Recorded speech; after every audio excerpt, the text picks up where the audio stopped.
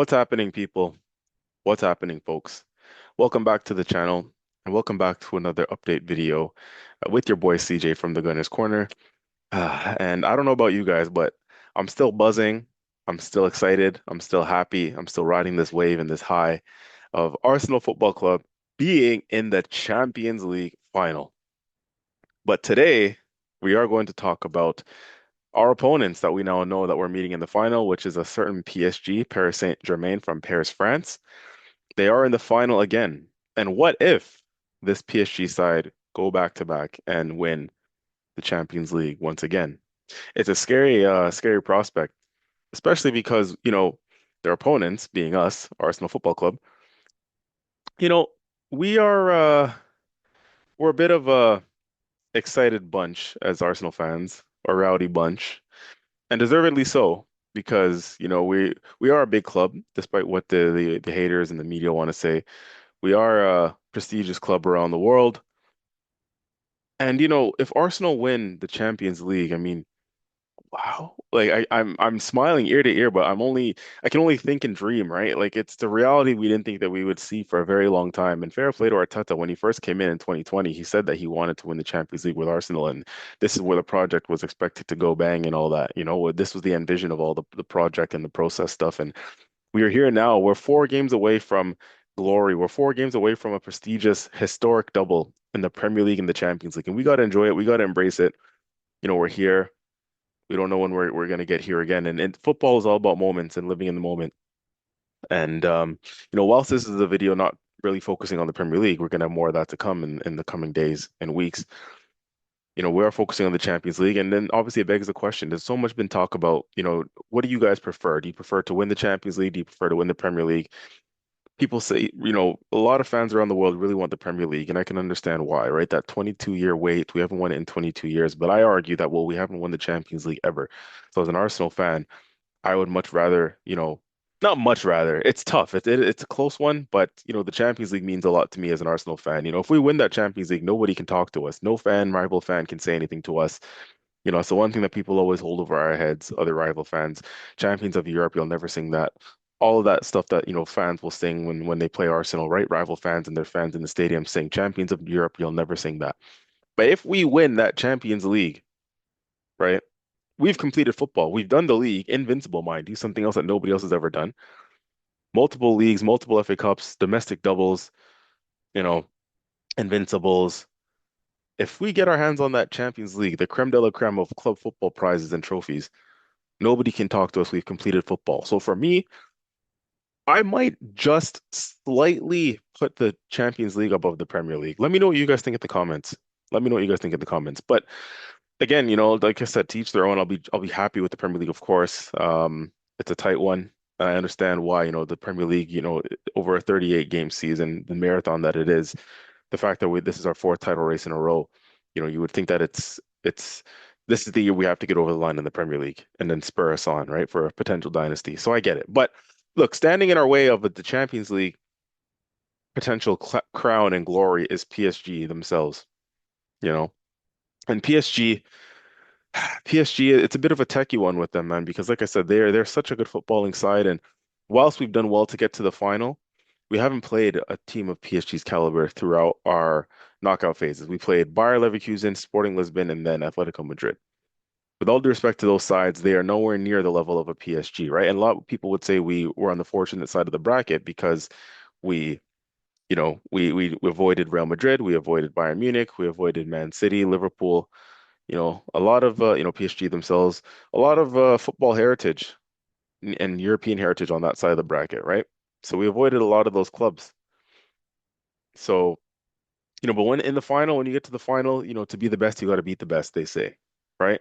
And now there's no hiding place. Now we're in a final, and we're going to come up against the reigning European champions, the reigning Champions League winners. Um, the I think the Super Cup winners, right? They beat Tottenham as well for the European Super Cup.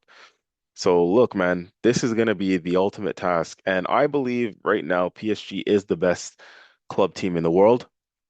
They are. They've shown it. The consistency, right, year over year now. Under Luis Enrique, what a brilliant manager he's doing.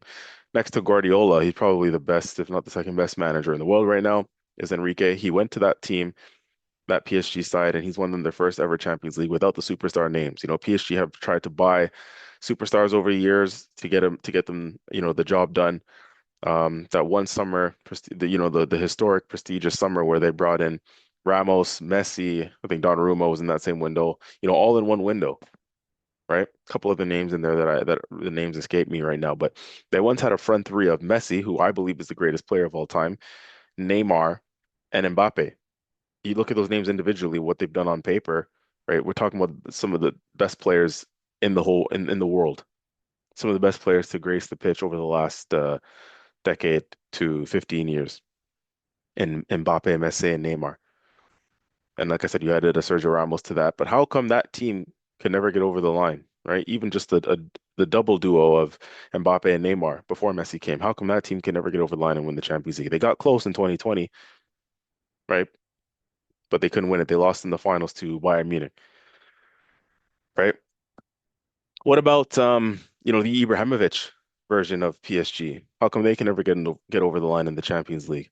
Now maybe they got unlucky with a couple of draws that they had. They went up against some tough sides, like some Bayern Munich's, some Real Madrid's, some Man Cities. They went over some tough hurdles to try and overcome that they fell short against over the years. PSG, right? Tough teams, good sides with European pedigree, as I say, but PSG has been.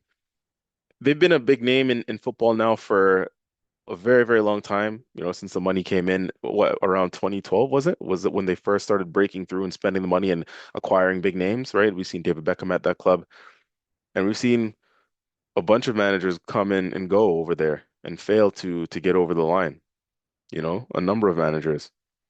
And Luis Enrique now finally is the one that has come in and he's gotten them over the line. So it goes to show that the most important thing that they've needed more than the big name player, the big acquisition players, the brand name players, the most important thing that they clearly needed was the manager.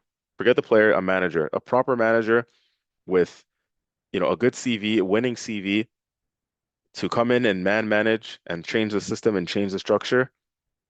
Get rid of the egos, get rid of the individualism, make them a team, make them a collective without the superstar name. And mind you, we'll talk about the players that they have now when it comes to superstar names, but get rid of those Messis and Mbappe's and Neymar's who are great on paper individually, but don't quite fit together in a system. Get rid of those names and make it more about the team, about the collective, and the right system under the right leadership of a manager. And that is Luis Enrique, without a shadow of a doubt. Top, top, top quality manager, Luis Enrique. And credit him for what he's done. He had Messi, Neymar, Suarez, right? MSN famously, which is arguably the best front three of all time. He had that front three at Barcelona and won it in 2015, won the Champions League. And many people will say, oh, well, you won the Champions League because you had those three. You had MSN, So, he was dismissed of a lot of credit for that. But PSG now, he's come in, Mbappe's gone out the door.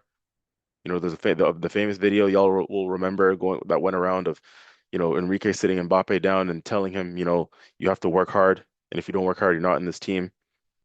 Telling him, I think he referenced Enrique referenced Michael Jordan at that time and said, Michael Jordan is the best basketball player of all time. Essentially, I'm paraphrasing here, but Michael Jordan being the best basketball player of all time, he got there through hard work.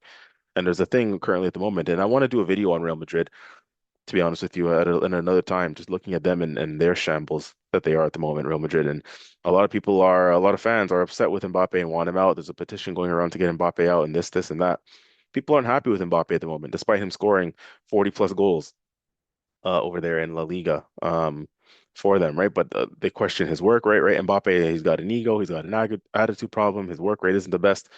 And Enrique wasn't willing to put up with that. So, and they've reaped the rewards since, right? Since they've gotten out these names and these individual players who play for themselves, etc., and these, players who are divas, I guess, in the media and get involved in the wrong things, right? Since they've gotten rid of such players, they've now become a team, a proper team of ballers. And let's not forget, right? They don't have Mbappe's and Messi's and Neymar's anymore.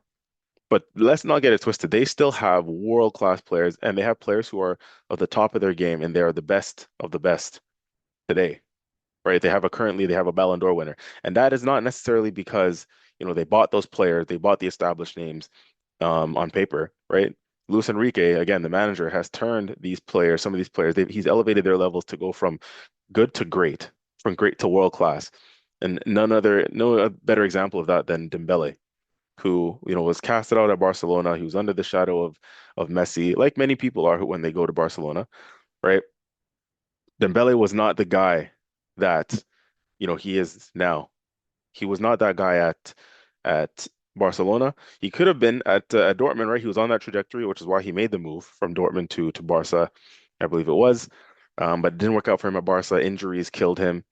But he's gone to PSG now, and Luis Enrique has made him a center forward when he's pretty much played off of the wing, majority of his time in his career. But at PSG, he plays as a focal point, central striker, or he does he have the license to move around, but on paper, he's deployed in a sort of central striking role alongside the wingers of Adue and Kvaratskhelia or Barcola when he's playing.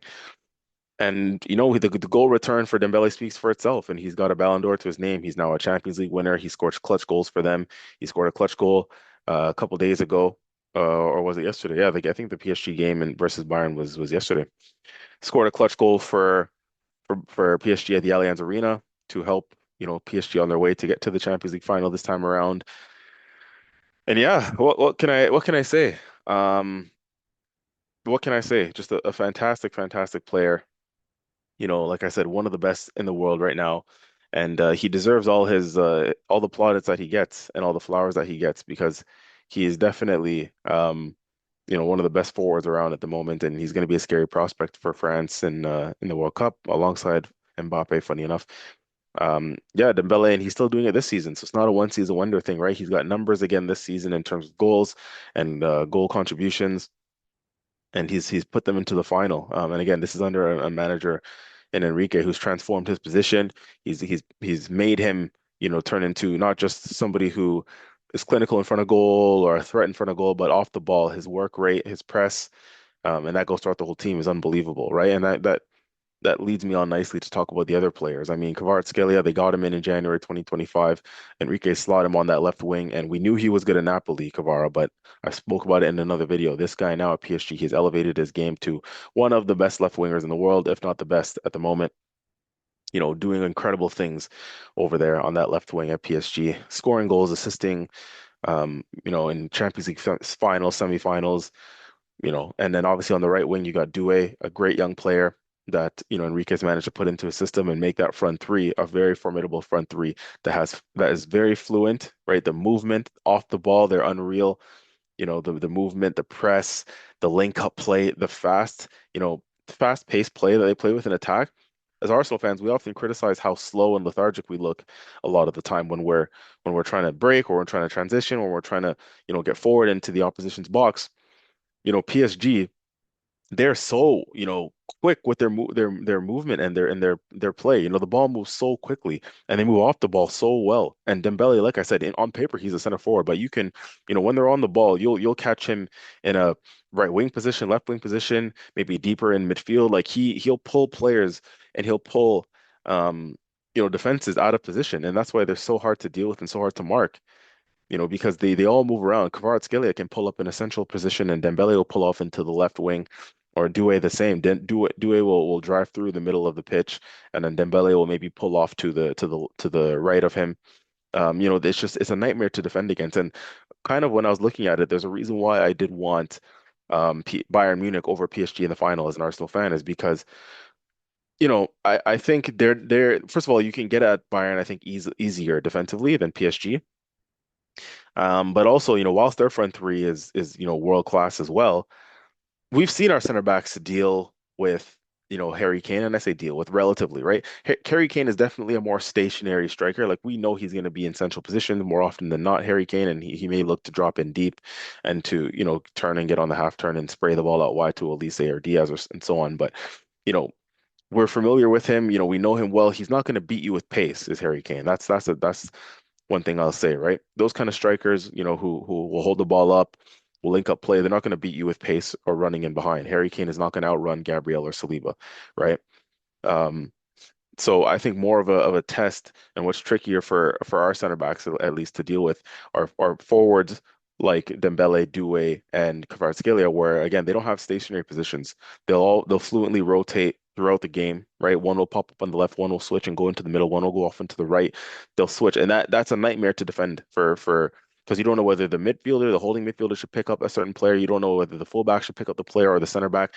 If Dembele or the central striker, right, Dembele, Doué, whoever pops up in that position, if they drop into, midfield positions as a center back, you have a decision. Do you go with him or do you stay and hold your position and then pass him off to the midfielder? Like it's a nightmare to defend against. They'll run in behind, they'll dribble right at you, running at your back four. Like it's all three of them can do it across the front three, right? And they're interchangeable, and that's what makes them dangerous. And for a solid defense like ours, like that's how you sort of break through that kind of defense, right? A structured defense is when you're trying to pull players out of position and pull them out of their comfort zone and get and open up spaces for yourself that way. And they're all such clever players with their movement. It makes it very difficult to defend against. And that leads me on nicely to the midfield, right?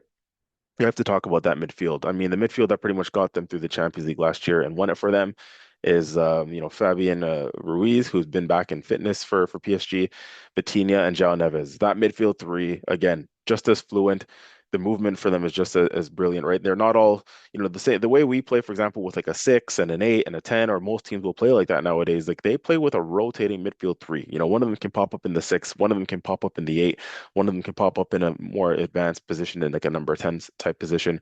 And they all just interchange and they're so fluid. And Vitinha, who's technically, people say, is he a six? Is he an eight? People don't even know what he is. Sometimes Vitinha will be the furthest forward midfielder, while João Neves or Ruiz will drop in and cover for him, and vice versa. She saw João Neves the other day score, a beautiful header from a set piece from a corner kick for PSG in the Parc des Princes in the first leg of the semifinals against Bayern.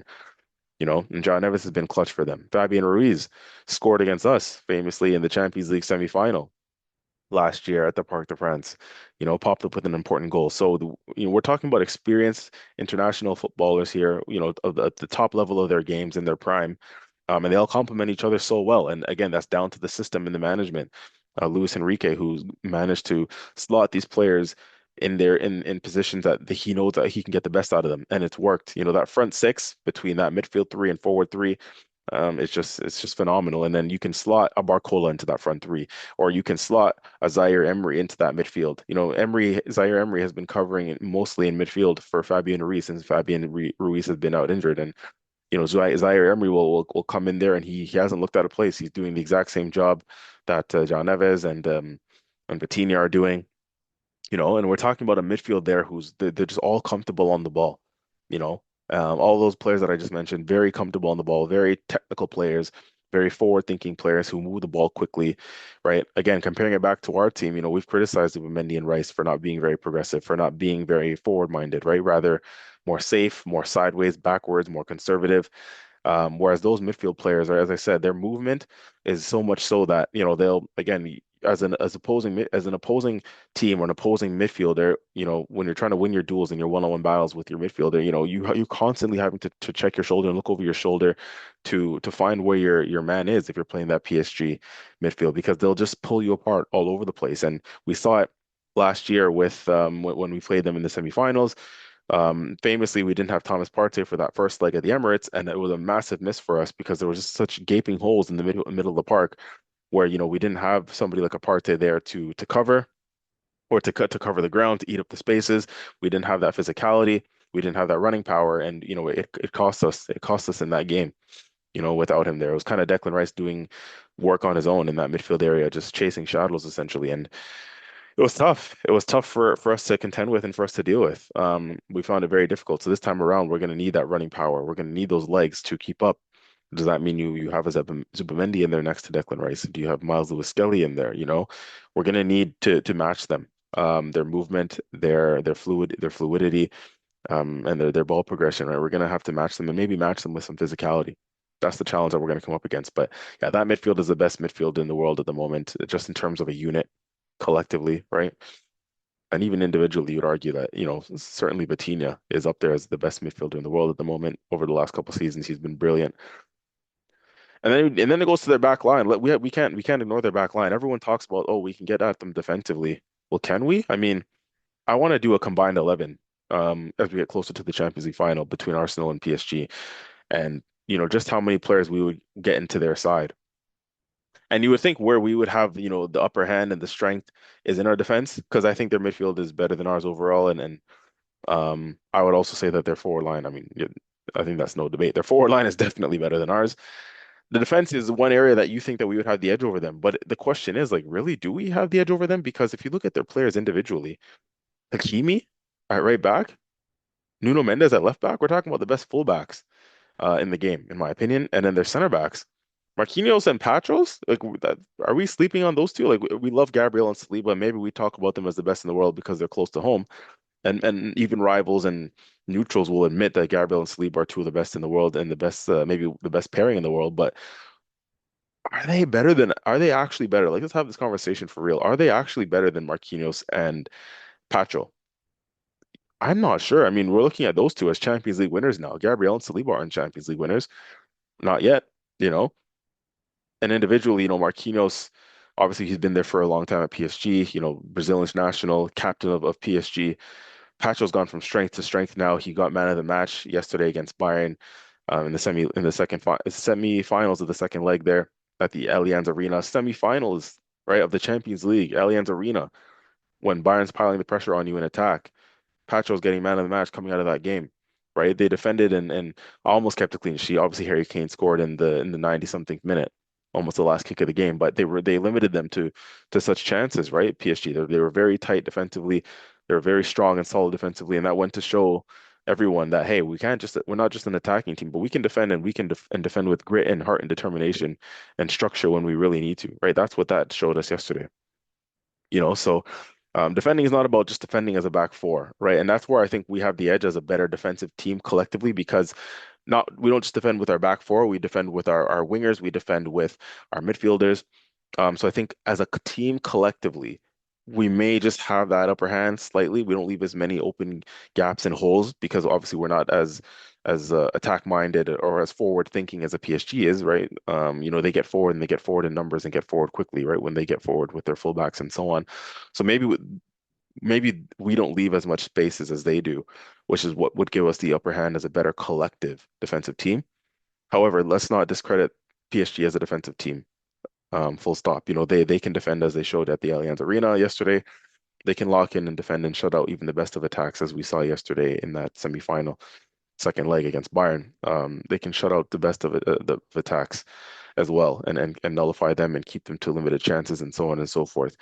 Now maybe you can say Bayern Munich got a little bit unlucky in that game. There's penalty incidents. There were things that maybe Nuno Mendes should have been sent off, etc. But um, listen, at the end of the day, PSG's in the final, right? So they did something right defensively, and the game was over 90 minutes.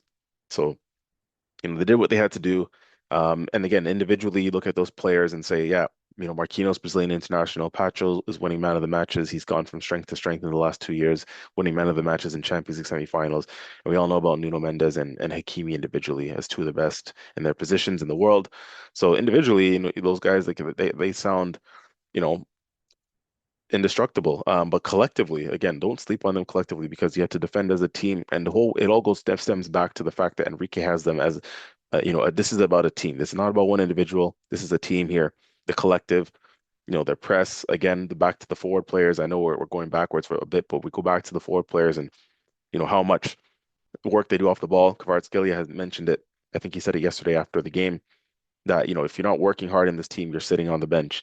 So it's not about how good these guys look on the eye or on the ball or the goals that they score. It's the work rate off the ball. It's the press. It's the work rate, the wingers have to do to drop back and get in shape and help their fullback. That's what Luis Enrique demands. And so, that's what the well-roundedness of this team is. They're well balanced from back to front. They have heart, they have grit, they have determination. The manager has them all working as one, working in the right direction, pulling in the right direction, letting everybody know that it's not about individuals in this team. It's about working together as a group, dying for each other, fighting for one another. And at the end of the day, they're still getting individual accolades because they have a Ballon d'Or winner in Dembele, you know. Now, the goalkeeper is the one area where they're not as strong as last year. And you think if we can get any joy, maybe it's in that maybe it's in that area, right? The goalkeeping department. I would say the goalkeeper Donnarumma was the difference between the two legs last year in the Champions League semifinal, where they got the better of us, and maybe got to that final was because of how good Donnarumma was against us, and you know, preventing the ball from going in the back of the net, especially in the second leg when we started that game at the Parc des Princes on fire with a few good chances. You know, Donnarumma saved their backsides on multiple occasions. And obviously a couple great saves at key moments in the first leg. I remember that one against Trossard in the first leg at the Emirates as well. Low and hard to Donnarumma's left it would have been. He got down quickly and made that save on Trossard at that time. It was 1-0 in the game for PSG. That could have changed the game that moment there, and it could have changed the tie. So yeah, listen, the goalkeeping department is the one area where maybe you think that, they're a little bit weaker than last year and we can get some change out of them because they don't have a Donnarumma to make those type of saves. So maybe that's where we get the confidence from. They have a good goalkeeper in goal these days.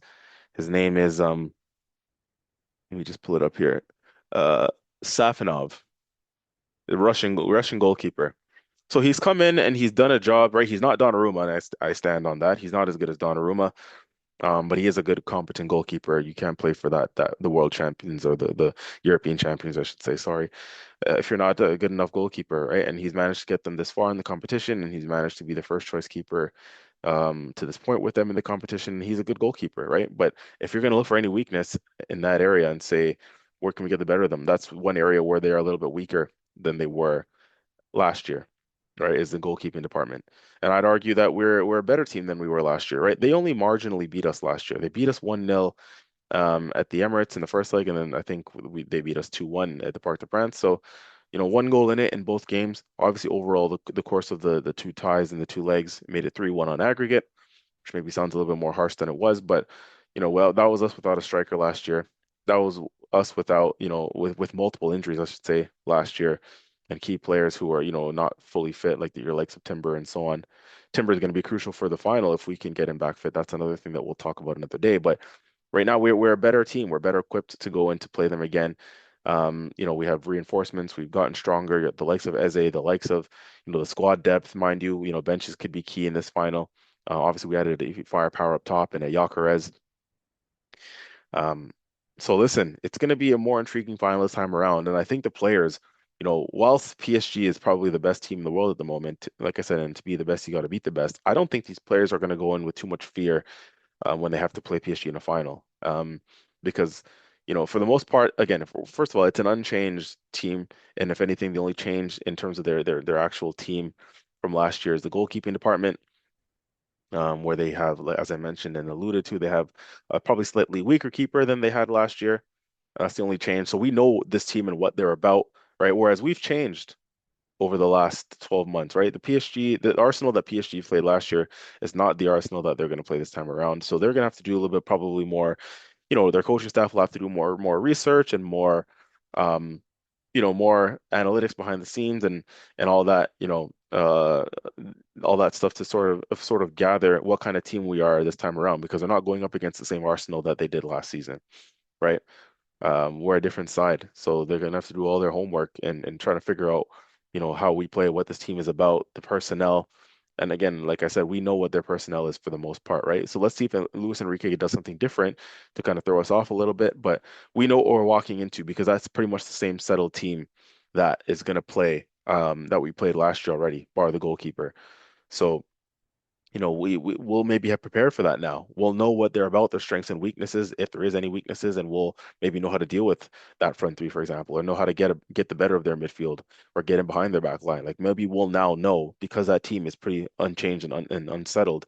And sorry, not unsettled. They are settled that we will now know how to maybe get the better of them and find areas where we can get the better of them, right? So it's going to be very intriguing in that sense. And again, I don't think the players are thinking in any fearful way of PSG. I think when Saka hinted at his post game interview that he did, I think was it with CBS? Anyways, he did a post game sort of interview.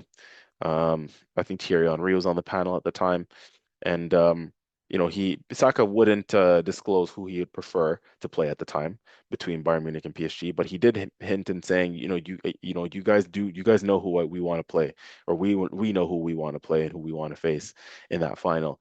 And a lot of people are suggesting that he was, mentioning PSG as a team that, he would want to play and the team would want to play again, and thinking that that maybe has something to do with a revenge mission. So listen, I think that the players will be up for it. Maybe revenge is on their mind, and maybe they'll think that they got a bit unlucky last year and that we can get the better of them this year. I certainly hope so, right? But this PSG team is more than good enough to go the distance again. They're in a final once again, which means it's not a fluke. They're a force to be reckoned with. We need to take them very, very seriously.